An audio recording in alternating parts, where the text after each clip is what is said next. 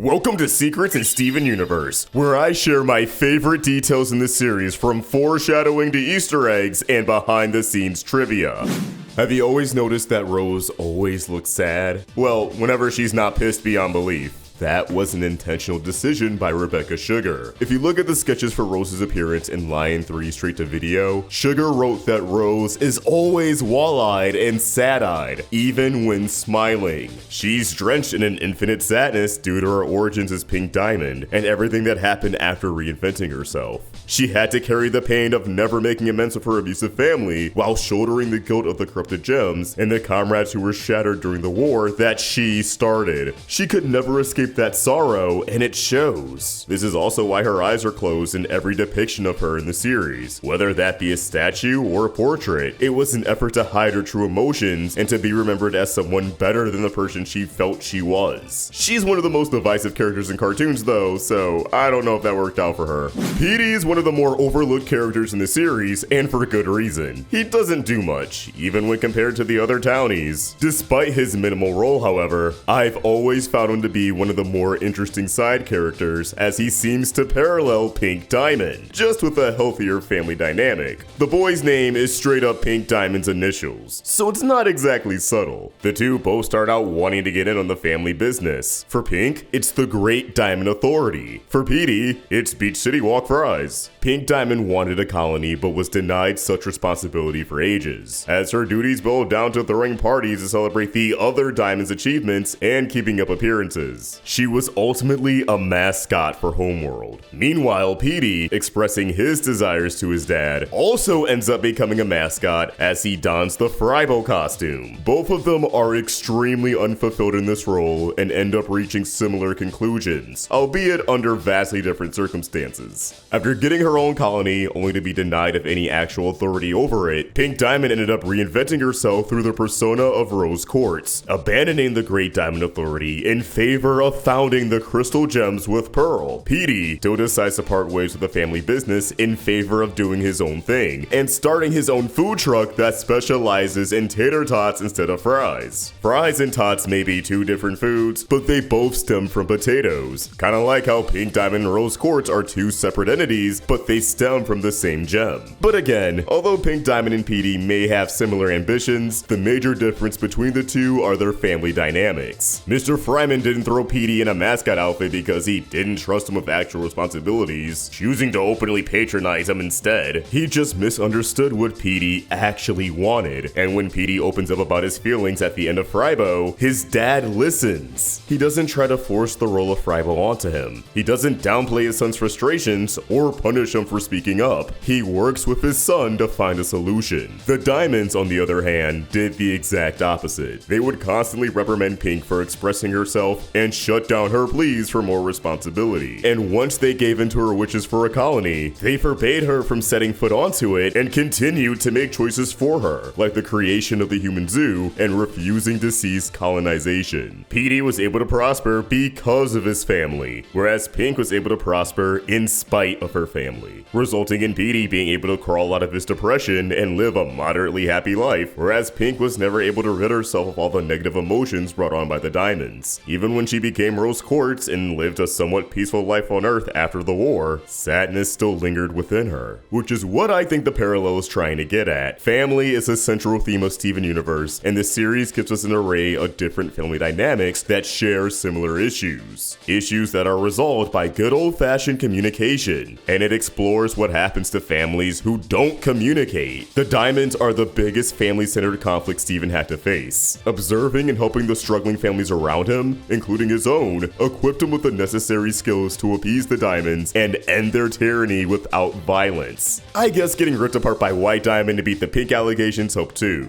Peedee isn't the only character who mirrors Pink Diamond's journey, however. By the end of the original series, Lars and Sadie end up becoming a duo who reflects Steven's own parents. That's right, the ballad of Lars and Sadie parallels the ballad of Rose and Greg, but Lars and Sadie's romance ends where Rose and Greg's began. Sorry if that sounds confusing confusing, allow me to illuminate. As we all know, Rose abandoned a life in the cosmos in favor of reinventing herself as a rebel gem. And by the time she met Greg, she desperately wanted to be something more than a gem. Something that was allowed to grow and change. A human being, which she found a way to achieve by giving birth to Steven. Lars, like Rose, put on a facade whenever the cool kids were around. He desperately wanted to be a part of their clique, yet he was incapable of being himself because he didn't like who he was. Is any of this sounding familiar? Failing to both carve out a new identity and embrace who he really is, Lars would finally hit a breakthrough after getting abducted by Topaz and Aquamarine. Literally being reborn on Homeworld, he doesn't want his second chance at life to be a waste. He's finally driven to break out of old habits and is able to truly find himself by becoming a rebel who opposes Homeworld. This transformation paves the way for him to truly accept himself, as when he returns to Earth, he's no longer insecure and expressing himself, opening up his own bakery after hiding his love for cooking. But after working at the bakery for a little while, he still wants to see more of the universe and heads back out into space, living in the cosmos for the foreseeable future, the opposite of Pink Diamond. Greg was someone who abandoned a mundane lifestyle and left his family behind to pursue a life of rock and roll, becoming a musician and reinventing himself as Mr. Universe. He wanted to see what was out there in the world, but once he met Rose, he realized he saw everything that he needed to see. He was ready to settle down and returned to a mundane life in Beach City, falling into a pretty basic blue-collar job as he ended up running the car wash. Sadie, on the other hand, was someone who couldn't bear the thought of living a mundane life. Working a basic job at the Big Donut was already draining the life out of her at 18. But thanks to the cool kids, she was able to come out of her shell and become a musician, starting with Sadie Killer and the Suspects, and later branching out further as she starts performing with her new partner Shep. You get the idea.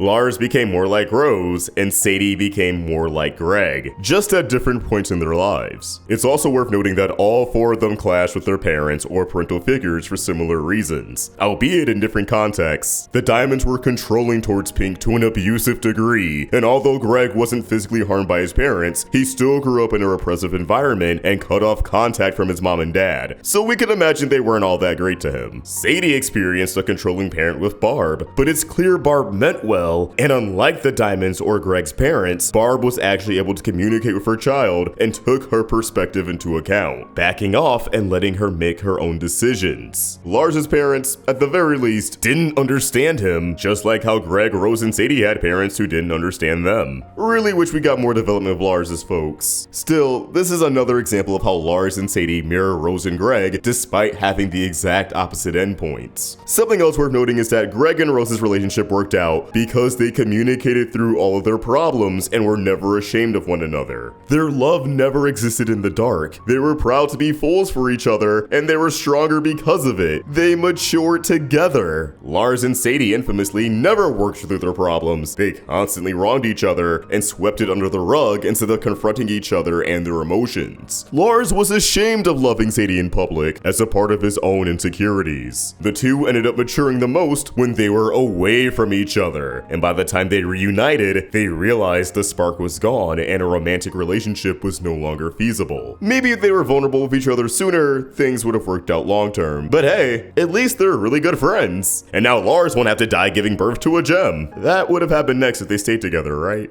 To wrap up the topic of Steven's friends being analogous to his gem family, let's talk about a pretty easy connection that I assume most of us made when watching this show for the first time, which is that the cool kids are pretty much the teenage versions of the crystal gems, in both appearance and personality. Buck is stoic like Garnet, they're both considered the group leader, they both speak with a similar cadence, and know how to rock a visor. Sour Cream, like Pearl, is a bit of a Poindexter, good with technology and often sticking to the rules, though they both know how to use their skills for artistic expression. They're both on the taller side, have blue eyes, and sport big pointy hairstyles that give Jimmy Neutron a run for his money. Jenny's facial features like her eyes and lips are identical to Amethyst's, especially on their model sheets. They're both carefree to the point of being a little bit of slackers, at least until Future, where they both matured over the time skip. Although Lars wanted to join the cool kids as the fourth member of the group, that honor ended up going to Sadie, who's essentially the Steven of the group. They're both musically inclined and start out a little shy, but thanks to the gems and the cool kids respectively, they're able to blossom into more outgoing, confident people. And that rubs off on both the gems and the cool kids.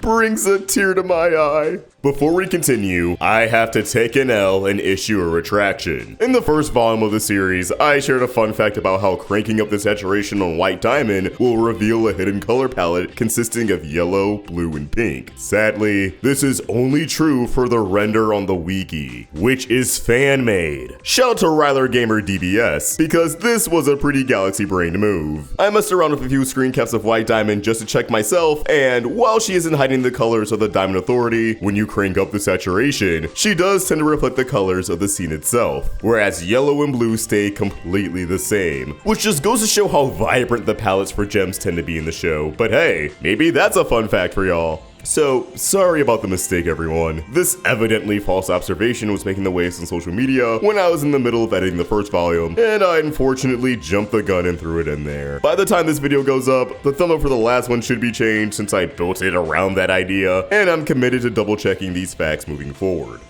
When It Rains is centered around Steven getting Peridot out of her shell and more acclimated to the Earth, hoping that she'll be willing to reveal more information about the cluster before all hope is lost. After giving Steven the 4-on-1, Peridot is confident that she already has the key to defeating the cluster. It's Steven! But now we have a chance. What is it? It's you, Steven!